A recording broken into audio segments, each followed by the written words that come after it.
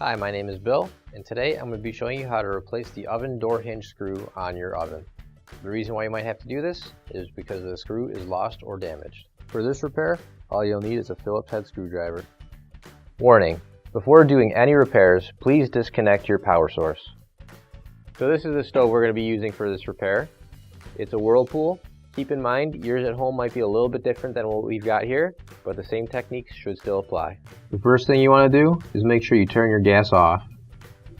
In order to access this screw, it's going to be on the very bottom of the oven door, right in here.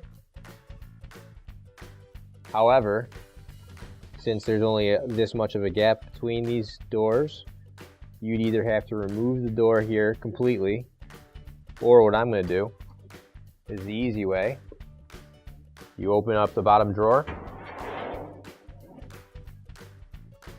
and right from here you'll be able to access where the screw is supposed to go. So for the purposes of this video, I'm going to take this drawer all the way out. You don't have to, but it's going to make my life a little bit easier so that we can show you in a really great way how it's done.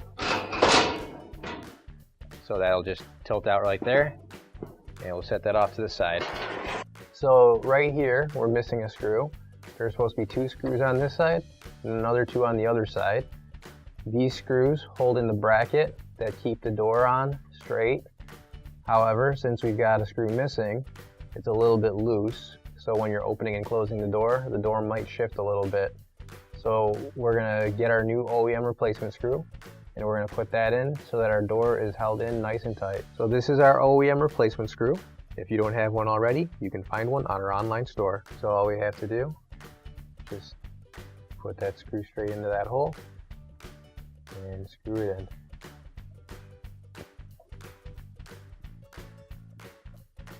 So now, to put our bottom broiler drawer back in, what we can do is we'll put it in, and as we put it in, we're going to tilt it forward just a little bit.